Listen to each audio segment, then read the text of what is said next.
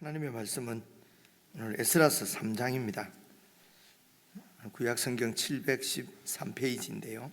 713페이지 에스라서 3장, 저와 여러분 한 말씀씩 천천히 그렇게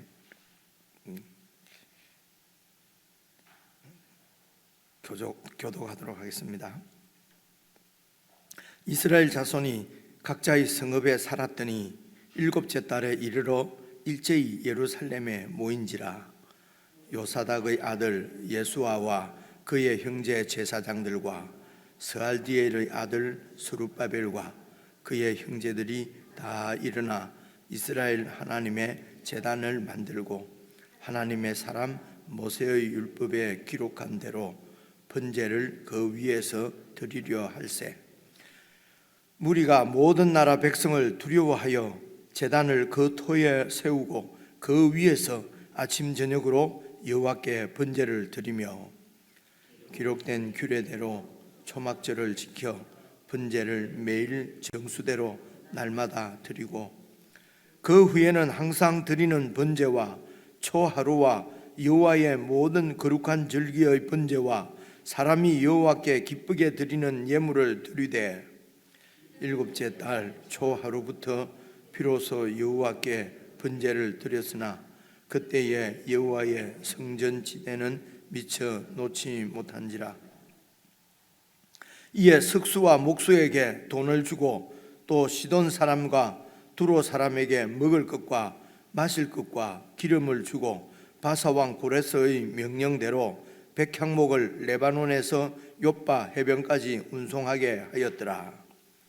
예루살렘에 있는 하나님의 성전에 이른 지 2년 둘째 달에 스알디엘의 아들 스룹바벨과 요사닥의 아들 예수아와 다른 형제 제사장들과 레위 사람들과 무릇 사로잡혔다가 예루살렘에 돌아온 자들이 공사를 시작하고 20세 이상의 레위 사람들을 세워 여호와의 성전 공사를 감독하게 하매 이에 예수아와 그의 아들들과 그의 형제들과 갓미엘과 그의 아들들과 유다 자손과 헤나닷 자손과 그의 형제 레위 사람들이 일제히 일어나 하나님의 성전 일꾼들을 감독하니라. 건축자가 여호와의 성전에 기초를 놓을 때에 제사장들은 예복을 입고 나팔을 들고 아삽 자손 레위 사람들은 재금을 들고 서서 이스라엘 왕 다윗의 규례대로 여호와를 찬송하되 찬양으로 화답하며 여호와께 감사하여 이르되 주는 지극히 선하심으로 그의 인자하심이 이스라엘에게 영원하시도다 하니 모든 백성이 여호와의 성전 기초가 놓임을 보고 여호와를 찬송하며 큰 소리로 즐거이 부르며 제사장들과 레위 사람들과 나이 많은 족장들은 첫 성전을 보았으므로 이제 이 성전의 기초가 놓임을 보고 대성통곡하였으나 여러 사람은 기쁨으로 크게 함성을 지르니 백성이 크게 외치는 소리가 멀리 들리므로 함께 읽겠습니다. 즐거이 부르는 소리와 통곡하는 소리를 백성들이 분간하지 못하였더라. 방금 함께 읽어 보니까 내용은 이제 크게 이렇게 어렵지 않게 이해를 할 수 있을 것 같은데요. 이제 이게 우리가 또 지난 수요일 이 에스라서의 배경이나 또 전체 이런 내용이나 이런 것들을 한번 들었기 때문에 또 들을 때는 알 것 같아도 또 좀 지내면은 또 잘 모를 것 같은데 다시 한번 이렇게 이런 성경을 읽어 보면은 이전보다는 좀 많이 이렇게 이해가 되는 것은 이제 그때 들었던 것들이 이제 우리 뭐라고 그럴까요? 실력으로 이제 이렇게 남아 있기 때문에 그렇습니다. 그래서 이제 어제 말씀, 그제 말씀 1장, 2장을 제가 좀 간단하게 다시 설명을 드리고 그리고 이제 3장을 이제 같이 다시 한번 읽어 보시면은 이제 좀 더 내용이 분명하게 파악이 될 거고요. 그리고 이제 개인적으로 이렇게 묵상을 하시면은 정말 그 말씀 가운데 나타난 하나님의 뜻을 우리가 깨닫고 그리고 오늘 내 삶에 이렇게 적용하면은 훨씬 실제적이고 구체적으로 적용할 수 있을 거로 생각이 됩니다. 그래서 에스라서가 여러분 어제 그제 토요일부터 읽으셨겠지만은 1장은 어떻게 해서 이 백성들이 이제 귀환을 하게 되었는가, 이제 이런 내용이 지금 기술되어 있고요. 2장에서는 어떤 사람들이 돌아왔는가, 이제 이렇게 그 내용이 어제 나오지 않습니까? 그렇다 치고, 그리고 이제 오늘 3장은 이제 돌아온 목적이 성전을 이제 재건하는 거니까요. 이제 그 일을 시작하는 내용이 나오거든요. 이렇게 이해를 하시면 좋을 것 같아요. 여러분 이제 586년 이제 BC 586년 말씀을 여러 번 드렸잖아요. 그러니 586년에 이제 예루살렘 성벽이 무너지고 또 성전이 이제 불타고 이렇게 무너졌단 말입니다. 멸망한 거지요. 이 성전이 멸망할 때에 그때 이제 이 멸망을 예언하고 하던 그런 그 선지자가 이제 기록되어진 성경에 나오는 선지자는 이사야하고 예레미야입니다. 그렇죠. 그래서 이제 이사야의 예언은, 이사야가 예언한 것은 여러분 그 6장에 보면은 그 6장이 이게 중요한 장이거든요.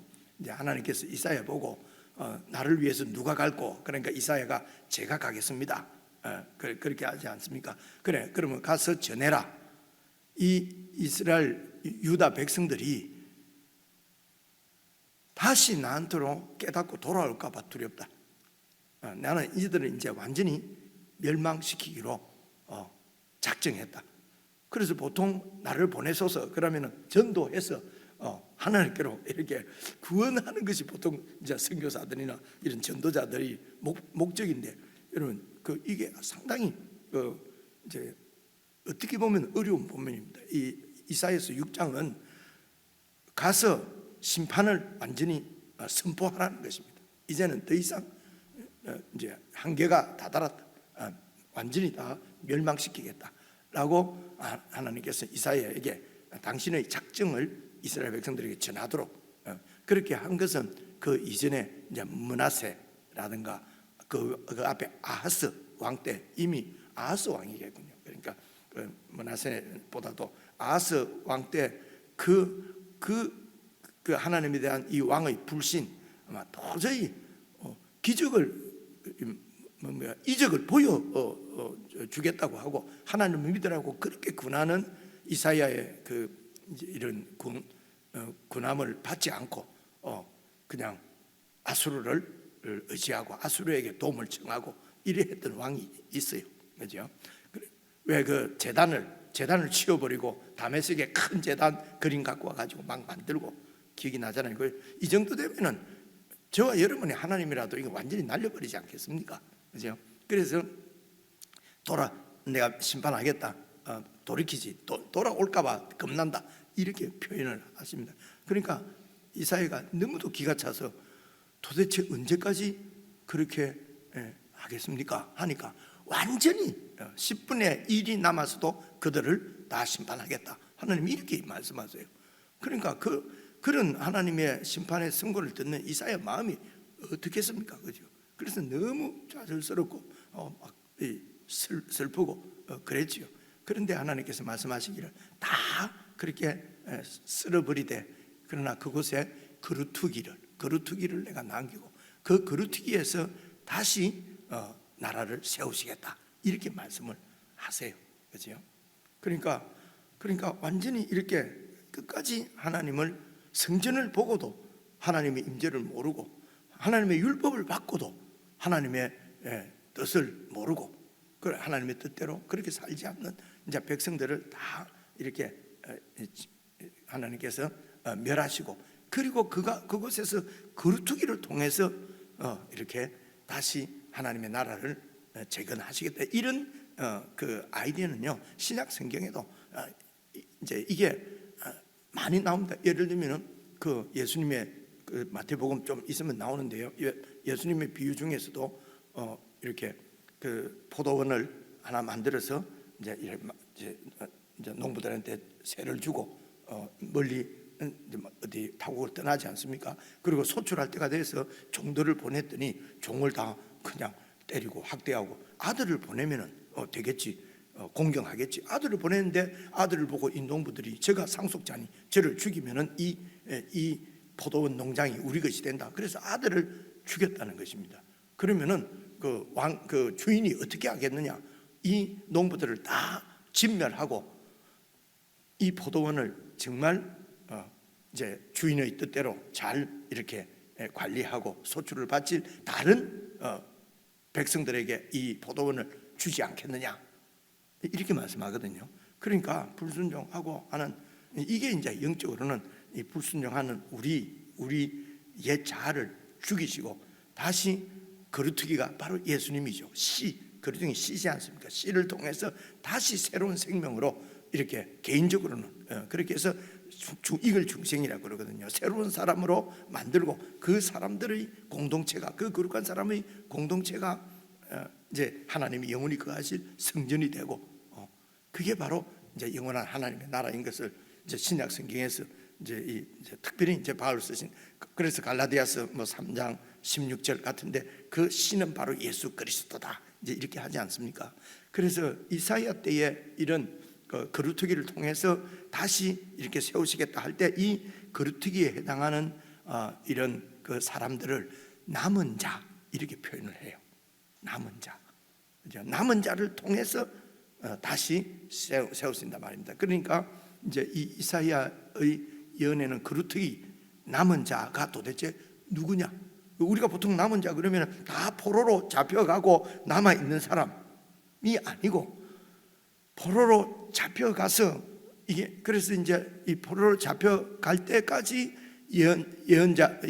완전히 성이 멸망하는 그때까지 다 보고 이렇게 포로로 잡혀갔을 때까지 그 선지자 활동한 사람이 예레미야입니다. 이사야와 예레미야거든요. 그러니까 예레미야의 그 예언은 그냥 바벨론에게 항복하고 잡혀가라, 여러분 이렇게 하면 매국노잖아요, 그죠? 왕이 지금 유다 왕이 살아있는데 항복하십시오, 이게 하나님의 뜻입니다. 바벨론에게 대항하지 말고 바벨론에게 그냥 잡혀가십시오, 이렇게 하나님 말씀을 전하도록 예레미야가 하나님 말씀. 그러니까 이건 매국노잖아요, 그죠? 그래서 예레미야가 그렇게 린치를 당했던 겁니다. 그래서 예레미야 예언을 보면은 이건 하나님께서 잡혀가라고 한다. 그래서 거기 가서 농사 짓고 아들 딸 놓고 집 짓고 그곳에서 그냥 그곳에서 영원히 살 것처럼 살아라, 여러분 이렇게 얘기를 한다니까요. 이제 그게 영원히가 아니고 70년이었어요. 70년 동안 그렇게 살면은 하나님께서 그것이 하나님의 뜻이다. 이제 그러니까 예레미야는 하나님께서 말씀하신 대로 전하기는 전하지만은 참 이게 이사야도 그렇지 않습니까? 가서 전도해서 돌아오게 하지 말고 완전히 너희들은 멸망이다. 하나님이 이제는 이제 그것을 어제 우리 마태복음 말씀 보면 완고해서 이제 하나님께서 심판 결정했지 않습니까? 그리고 이 예레미야 보고는 완전히 거기에서 못 돌아온다. 70년 동안. 그런데 그때 이제 소위 거짓 선지자들은 하나님께서 우리를 버릴 신뢰가 없다. 2년 3년 안에 다시 우리는 예루살렘에 돌아간다. 막 이렇게 에스겔서 읽을 때 우리가 그런 기억이 나지 않습니까? 그죠? 이제 그렇게 했는데 그렇게 다 포로로 잡혀간 사람들도 다 그런 기대를 가졌는데 완전히 무너진 거예요. 그러니까 이제 그 예루살렘에 남아 있는 사람들은 이제 여러분 그 성전이 없어지고, 여러분 또 율법을 가르치는 제사장들 이런 사람 다 잡혀가고 흩어지고, 성전이 있고 제사장이 있고 제사를 드리고 율법이 있을 때도 하나님을 제대로 못 섬겼는데 그게 다 사라졌어요. 그래서 그곳에 남아 있는 사람들은 그 남아 있는 그 팔레스틴 지역에서는 이제 또 다른 이방 민족들을 그때 이제 이 바벨론 시대 때 이럴 때 이방 민족들이 그 아수르 시대 때는 완전히 심었지만은요, 이제 그 바벨론에 멸망할 유다 시대 때는요 비어 있으니까 나라가 있다가 나라 왕들이 다 잡혀가고 망하면은 이 땅을 노리고 주위에서 많은 이족들이 또 땅을 차지하려고 들어오지 않겠습니까, 그죠? 그러니까 한마디로 그들이 이제 남아 있는 그 땅에 남아 있는 유대인들이 그 막 그런 하나님의 징벌을 받고 이제 살아남은 사람들이 이제 우리가 하나님을 섬겨야 안 되겠나 이런 생각을 가진 사람들도 있지 않겠습니까? 그런데 어떻게 하나님을 섬겨야 될지 모르니까 그 다른 이방 민족들이나 뭐 이런 사람들하고 섞여서, 다시 말하면 혼합 비슷하게 하나님의 율법하고는 관계없이 그냥 자기들의 생각대로 하나님이라고 하면서 섬기지 않겠어요? 그죠? 그렇게, 그러니까 우상 섬김, 혹 유대인들이 하나님하고 섬겼을지는 몰라도 하나님하고 관계없는 섬김이었을 것이고, 그렇게 해서 70년이 지났다고 생각해 보십시오. 그 땅에는 이제 여호와 하나님을 향한 신앙은 없다고 봐야 되겠죠. 그렇지 않겠습니까? 그죠? 그러니까 이제 포로로 잡혀간 사람들도 2, 3년 안으로 뭐 구원 받을 줄 알고 있었는데, 이제 소문이 들려오는 거예요. 성전도 완전히 무너졌다. 그러니까 돌아갈 희망도 없는 거예요. 그리고 바벨론을 보니까 이 바벨론은 멸망할 것 같지가 않아요, 이 제국이. 그죠? 그래서 그곳에서 그냥 70년을 살은 거예요. 그런데 이 바벨론 제국이 멸망하고 다른 제국이 들어서면서 그 제국의 그 왕이 고레스지요. 여러 각 민족들은 다 자기 땅으로 돌아가라. 그러면서 유대 민족도 자기 땅으로, 너희들 고향으로 돌아가서 그곳에서 다시 여호와 신앙을 재건하라, 성전을 지어라, 이렇게 된 거예요. 그러니까 이게 있을 수가 없지 이런 일이 있을 수가 없지 않습니까? 그죠? 그런데 이제 그 70년 동안 바벨론에서 살았던 사람들도 생각해 보십시오. 우리가 이렇게 이방 민족에게 이렇게 잡혀와서 이런 유배자 신세로 살고 있는 우리들이 도대체 왜 이랬을까? 왜 이럴까? 그러면서 이들 가운데서는 하나님의 율법을 어겼기 때문이다. 율법대로 살지 못했기 때문이다. 그러면서 70년 동안 그야말로 철지부심으로 율법대로 한번 살아보려고 막 이렇게. 그런데 70년이 지나면서 이제 첫 세대 사람들은 죽고 뭐 그다음 사람들은 그래도 율법대로 한번 살아보려고 했지만은, 그렇게 해서 70년 지내면서 그곳에서 부자도 되고 또 집도 짓고 고위 관리도 되고 이렇게 해서 70년 지났단 말입니다. 그런데 돌아가서 그곳에서 성전을 다시 세우라는 거예요. 그래서 학자들 뒤에 아마 나올 것지도 모르겠는데요, 그때 돌아온 사람들이 학자들의 따르면 10%에서 20%라고 그래요. 그러니까 10명 중에 1명 혹은 2명이 돌아왔다는 거예요. 그러니까 이제 이 돌아온 사람들은 돌아와서 제일 먼저 어떻게 하겠습니까? 무너진 성전을 재건하고 성전을 다시 세우려고 하는 것은 그곳에서 여호와 하나님을 섬기기 위해서예요. 그죠? 섬기고, 그리고 그 섬길 때에 모세가 우리에게 준 그 율법, 우리가 그 율법대로 살지 못해서 이 사단이 났으니까 그 율법대로 지키고자 하는 마음이 있지 않겠습니까? 그런 사람들이 10명 중에 한두 명 정도가 돌아온 거예요. 그리고 나머지 사람들은 아니 지금 70, 본세도도 아닐 수 있잖아요. 70년 지났으니까 이제 잡혀와서 그것에서 낳은 아이들일 수 있지 않습니까? 이 아이들은 완전히 이 바벨론 2세잖아요. 그럼 뭐 유대고 뭐고 부모가 철저하게 교육시키지 않는 다음에는 그 바벨론 2세로서 그냥 바벨론 문화에 젖어서 바벨론 사람으로 살 것 아니겠습니까? 그죠?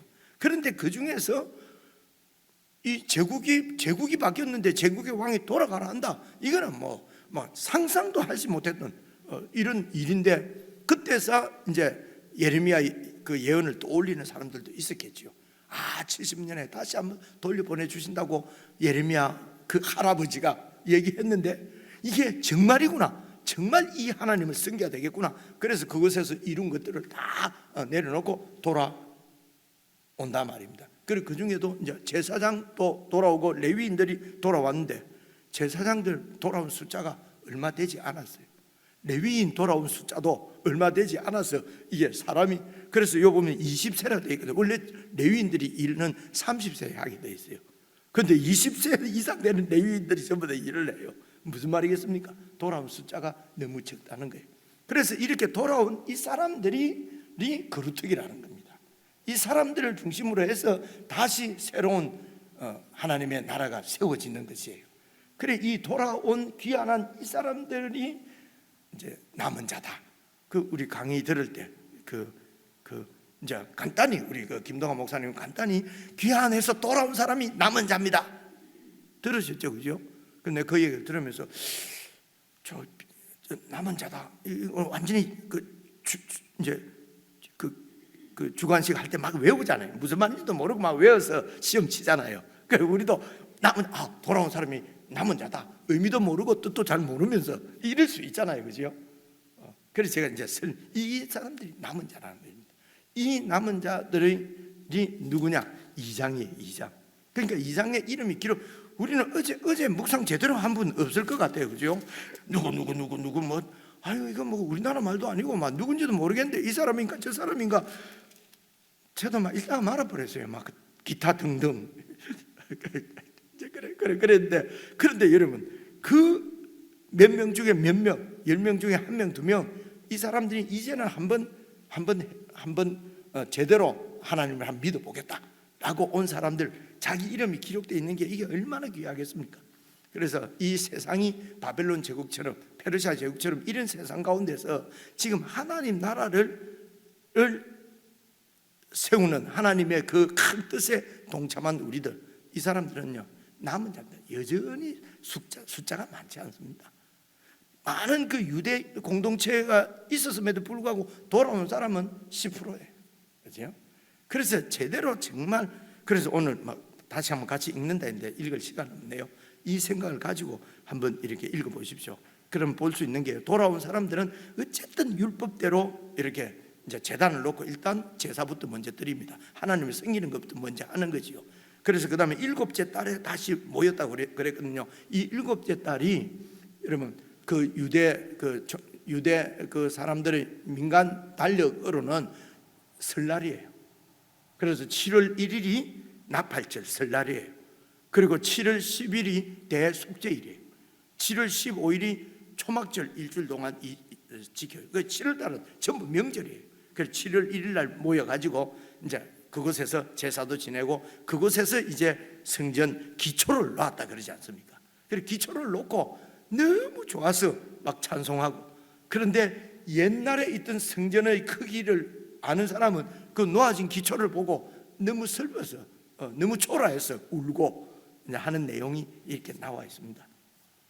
묵상을 하실 때에 이 남은 자들이 지금 어떻게 이제 신앙을 세워가는가. 그래서 건물을 지어요. 조금 더 말씀드리면, 그래 뒤에 에스라가 이 건물 짓고 건물을 귀환을 538년에 귀환을 했는데, 귀환부터 80년 후에 이 에스라가 와요. 80년, 성전은 80년 지나자 다 지어졌는데 20년 만에 지었거든요. 그래서 한 60년, 516년에 지어지고, 그리고 그 이후로 한 62년 정도 후에 이제 그 에스라가 와요. 성전은 지어졌는데 실제로 이 성전을 통해서 하나님을 예배하는 예배 공동체인 사람이 성전으로 세워지지가 않았던 거예요. 와서 또 살다 보니까. 그래서 에스라가 와가지고 이들에게 율법 교육을 합니다. 그게 7장부터 나오거든요. 율법을 다시 가르쳐요. 그래서 성전 건물이, 김동환 목사님도 그렇지 않습니까? 성전 건물을 짓는 것이 목적이 아니었다고, 신앙 공동체를 세워야 돼. 그게 이제 에스라서의 사실은 그래서 앞부분에는 성전이 지어지는 것. 근데 성전 기초 놓고 16년 그냥 흘러가거든요. 16년 동안 방해 때문에. 그리고 우리가 신앙생활 이렇게 예수 한번 잘 믿어보려 하는데 방해가 무지 많아요. 이거하고 연결되는 것입니다. 그렇게 해서 이제 근근히 어떻게 이렇게 성전을 지었는데, 그런데 하나님과의 이런 교제가 이루어지지가 않는 거예요. 그러니까 성전만 지어놓고 또 이제 멸망의 길로 또 가는 거죠. 그게 하나님 말씀을 잃어버려서 그렇다는 것입니다. 에스라가 와서 율법 교육을 다시 하고, 그죠? 그리고 13년 후에 445년에 이제 느헤미야가 다시 3차로 와서 성벽도 다 쌓고, 그렇게 해서 이제 이 신앙 공동체가 세워지는 이야기거든요. 그래서 개인적으로 여러분 읽으시면서 건물이 아니라 내 개인의 신앙, 그리고 교회 공동체가 이제 사실은 지금 성전으로 세워지는 거거든요. 그래서 교회 공동체가 무지 중요합니다. 그래서 매일 말씀을 묵상, 아침 저녁을 일단 제사부터 드리잖아요, 그죠? 그렇게 하는 사람이 10분의 1이라는 거예요. 이런 부분도 잘 생각해 보십시오. 그래서 이름이 기록된 그 소망을 가지고 여러분처럼 꾸준히 매일매일 이렇게 주님과 이렇게 말씀을 듣고 동행하는 삶이, 이게 사실은 이게 신앙이고 이게 귀한 삶이거든요. 이런 은혜를 묵상하시면서 누릴 수 있으면 좋겠습니다. 개인적으로 묵상하시면서.